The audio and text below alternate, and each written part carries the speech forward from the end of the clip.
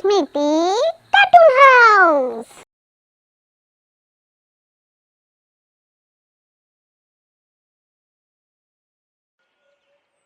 অনেক দিন আগের কথা।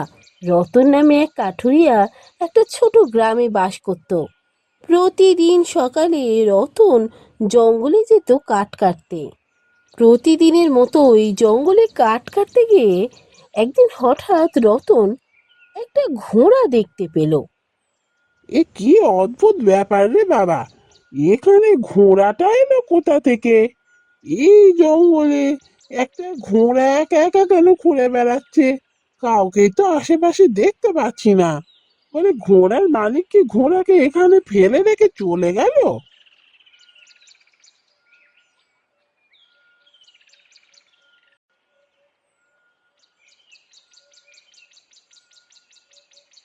না, আশেপাশে তো কাউকেই দেখতে পাচ্ছি না।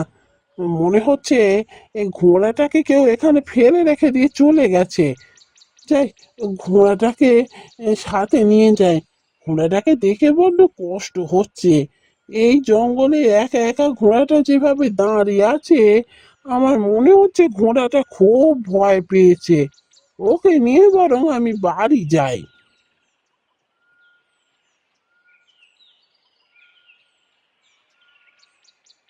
রতন সেই ঘোড়াটাকে নিয়ে বাড়ি ফিরল, কিন্তু ঘোড়াকে নিয়ে সে কি করবে কিছুই জানে না।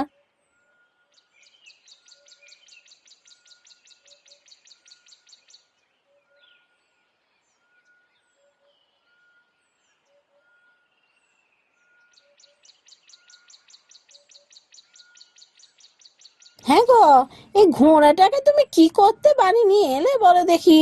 এই ঘোড়াকে নিয়ে আমরা এখন কি করব? নিজেরাই খেতে পাই না, এখন ঘোড়াকে কি করে খাবার জোগাবে বলো তো? জানি না গো কি করব। ঘোড়াটাকে দেখে বড্ড মায়া হলো। ও যা হোক করে দেখবে ঘোড়াটাকে ঠিক আমরা খাবার দিতে পারবো। ঘোড়াটা মনে হচ্ছে একটু অসুস্থ। ওকে একটু সেবা শুশ্রূষা করে সুস্থ করে তুলতে হবে। রতন আর তার স্ত্রী রমার সেবা শুশ্রূষা পেয়ে ঘোড়াটা কিছুদিনের মধ্যেই সুস্থ হয়ে উঠল।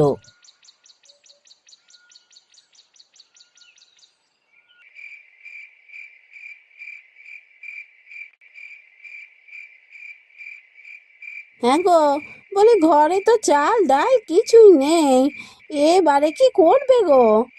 তুমি এক কাজ করো না, হরির দোকান থেকে একটু বলে চাল নিয়ে এসো না। আমি ঠিক সব শোধ করে দেবো। এই দেখো, ওই হরিদা গতবারই বলেছিল যে চাল দেবে না, আমি অনেক কষ্টে বলে কই নিয়ে এসেছিলাম। এবারে আর দেবে না বলে দিয়েছে, আগে পুরো টাকা শোধ করতে হবে তবে ও চাল দেবে। আমি যেতে পারবো না, আমাকে অনেক কথা শোনায়। কিন্তু এখনই এত টাকা কোথা থেকে আনি বলো দেখি? আমার কাছে তো টাকা পয়সা কিছুই নেই। আর কাঠও তো সেরকম ভালো পাই না যে কাঠ বেচে একটু বেশি টাকা পাবো। এই আমি বলি কি, এ ঘোড়াটাকে না তুমি বেচে দাও, ঘোড়াটাকে বেচলে কিছু টাকা আসবে। দেখো, ঘোড়াটার প্রতি তো আমারও মায়া জন্মে গেছে, কিন্তু একে রেখে কি হবে বলো তো? ও তো আমাদের কোনো কাজেও আসবে না, দুদিন পর ওকেও খাবার জোগাতে পারবো না, নিজেদের তো খাবার জুটছেই না। তার থেকে ঘোড়াটাকে বেচলে যে কিনে নিয়ে যাবে, সে ঘোড়াটাকে ভালো করে খাবার দাবার দেবে, আর সে টাকাতে আমরাও কিছুদিন পেট ভরে খেতে পারবো। তা অবশ্য তুমি ঠিকই বলেছো। সত্যি কতদিনই বা ওর খাবার জোগাড় করবো? আমাকেও তো কাঠ কাটতে যেতে হবে। ওকে নিয়ে কি আর ঘাস খাওয়াতে নিয়ে যেতে পারবো আমি? তার থেকে বরং ওকে বেচেই দিই। কত টাকা পেলে আমরাও কদিন পেট ভরে খেতে পারবো।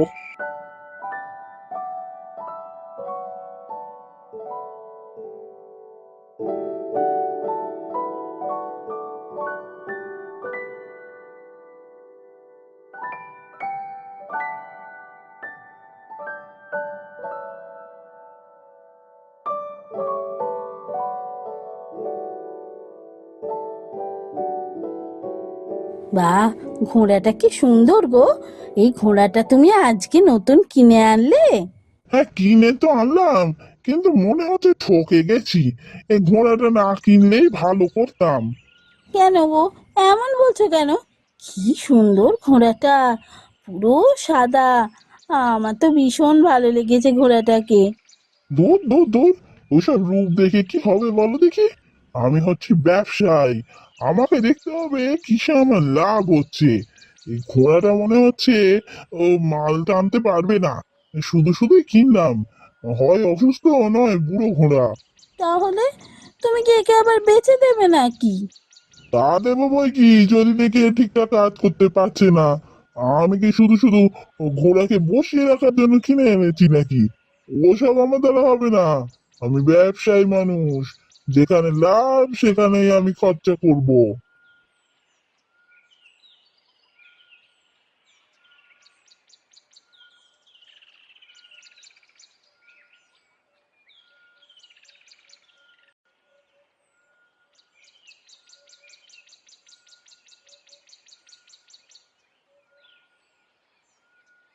কি ব্যাপার, ঘোড়াটাকে হঠাৎ বেচে দিতে চাইছো কেন? ঘোড়াটা তো বেশ ভালোই বলে মনে হলো। আগে হ্যাঁ মহারাজ, এই ঘোড়াটা সত্যি খুব ভালো, কিন্তু আমার কাছে অতিরিক্ত ঘোড়া হয়ে গেছে। আমার টাকার খুব দরকার, তাই আমি ঘোড়াটা বেচে দিচ্ছি। ঠিক আছে ঠিক আছে, ঘোড়াটা আমি রাখছি। আমার খুব পছন্দ হয়েছে ঘোড়াটা। আজ থেকেও আমার ঘোড়াশালায় থাকবে।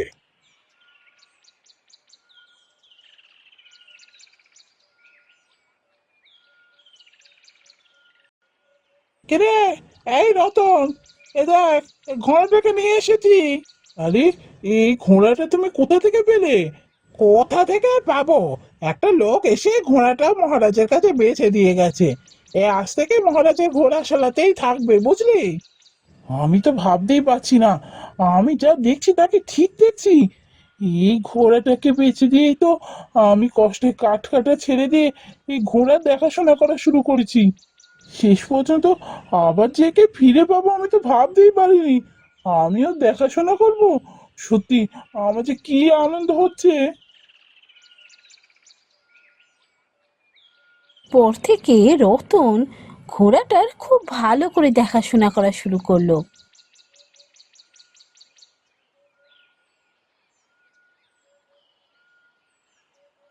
আরে, এই ঘোড়াটা তো বেশ তরতাজা হয়ে উঠেছে দেখছি। এই ঘোড়াটাকে কিনেছিলাম যখন তখন তো এমন ছিল না। আগে হ্যাঁ মহারাজ, যে ছেলেটা আমাদের ঘোড়াশালে ঘোড়াদের দেখাশোনা করে, ছেলেটা সত্যি খুব ভালো কাজ করে। নিষ্ঠা ভরে কাজ করে ছেলেটা। প্রত্যেকটা ঘোড়ার এত যত্ন নেয়। তাহলে ছেলেটাকে কাজে বহাল করে কোনো ভুল কাজ করেনি, কি বলো মন্ত্রী? আগে হ্যাঁ মহারাজ, কাজটা একেবারেই ভুল হয়নি। প্রথমে যদিও আমিও ভেবেছিলাম ছেলেটা এই কাজটা পারবে না। একজন কাঠুরিয়া কি ঘোড়ার দেখাশোনা পারে? তারপর দেখলাম না, আমি ভুল। সত্যি ছেলেটা খুব মন দিয়ে কাজ করে, প্রত্যেকটা ঘোড়ার দেখাশোনা করে ভালোভাবে।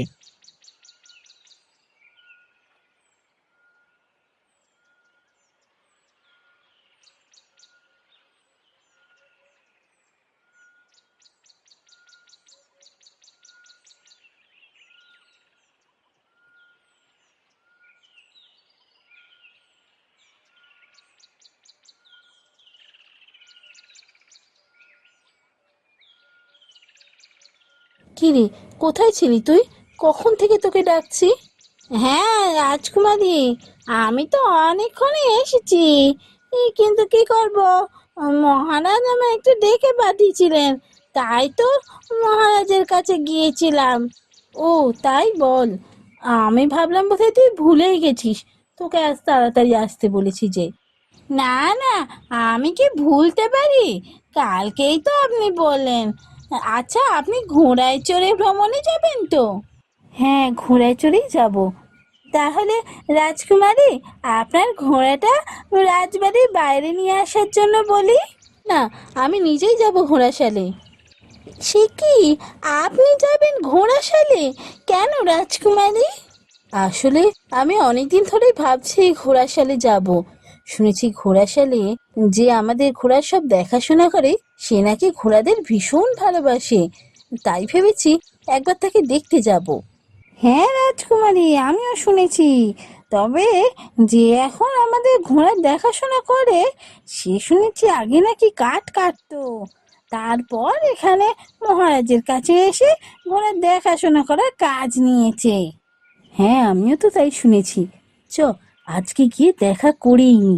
ঠিক আছে রাজকুমারী, চলুন আপনি।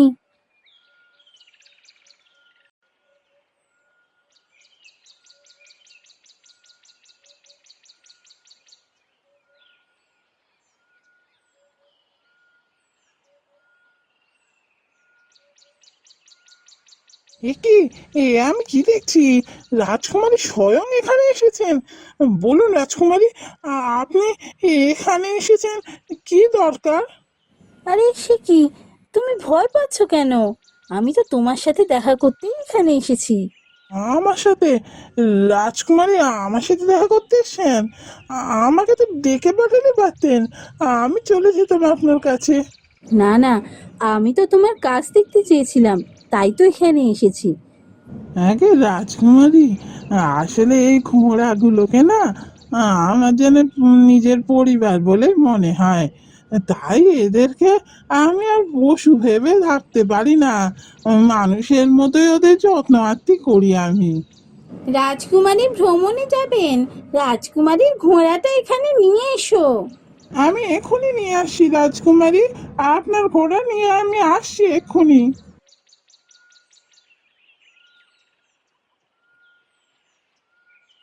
রাজকুমারী রতনের ঘোড়ার প্রতি ভালোবাসা দেখে একেবারে মুগ্ধ হয়ে গেল। এরপর থেকে প্রায় দিনই সে যায় রতনের ঘোড়ার পরিচর্যা দেখতে।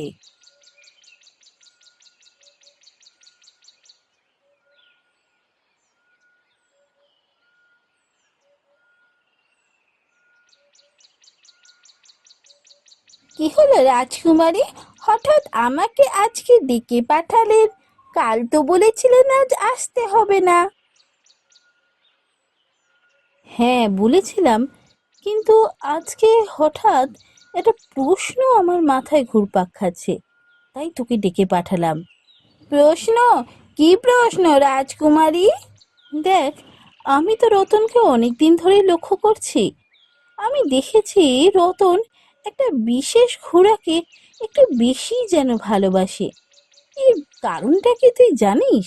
না রাজকুমারী, তা তো আমি জানি না। তবে আপনি যদি বলেন, আমি জিজ্ঞাসা করে এসে আপনাকে জানাবো। না না, তোকে কিছু করতে হবে না, আমি এই প্রশ্ন করব রতনকে।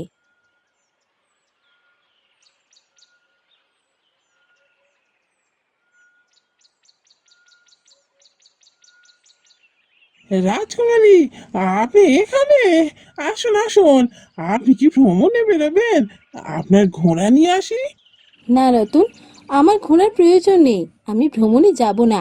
আমি তোমার সাথে কথা বলতে এসেছি। আগে রাজকুমারী, বলুন আপনি কি বলবেন। আচ্ছা রতন, তুমি তো সমস্ত ঘোড়াকে খুব ভালোবাসো, তুমি বলেছিলে। কিন্তু আমি দেখেছি ওই সাদা ঘোড়াটাকে তুমি একটু বেশি ভালোবাসো, কেন বলো তো? আগে রাজকুমারী, ও যে আমার খুব ভালো বন্ধু, অনেক দিনের বন্ধুত্ব আমাদের। তা তো বুঝলাম, কিন্তু সমস্ত ঘোড়ার সাথেই তো তোমার একই সাথে বন্ধুত্ব হয়েছে, তাহলে সাদা ঘোড়াটা তোমার আলাদাভাবে প্রিয় হলো কেন? আগে না রাজকুমারী, এই সমস্ত ঘোড়ার সাথে আমার বন্ধুত্ব অনেক পরে হয়েছে। এই সাদা ঘোড়াটার সাথে আমার অনেক দিনের বন্ধুত্ব। তাই বুঝি, কিন্তু তা কেমন করে হলো?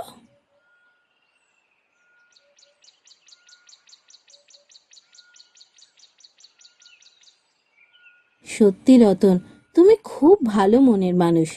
আজ থেকে তোমারই প্রিয় বন্ধু আমারও বন্ধু হলো।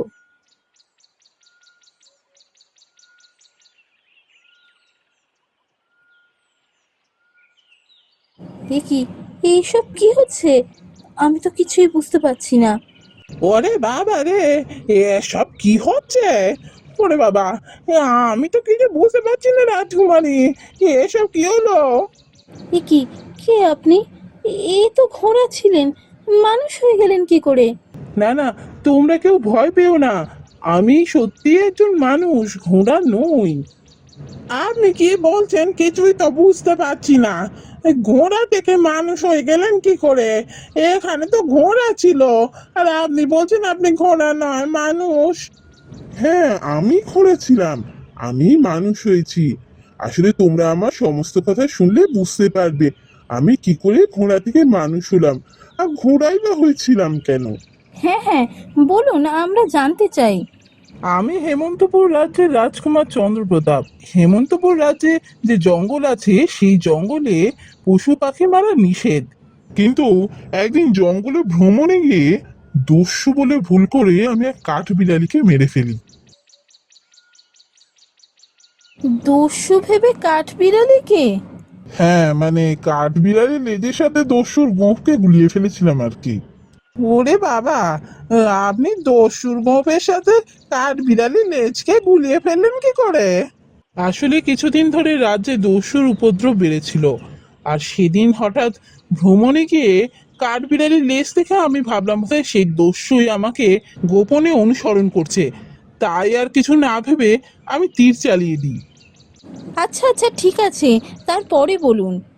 তারপর আর কি হবে, রেগে গিয়ে কাঠবিড়ালিদের রানী আমাকে অভিশাপ দিলেন, বললেন যারা নিয়ম তৈরি করছে তারাই নিয়ম ভাঙছে, তাই শাস্তি আমার প্রাপ্য। তাই তিনি অভিশাপ দেন, আর তার অভিশাপে আমি এতদিন ঘোড়া হয়েছিলাম।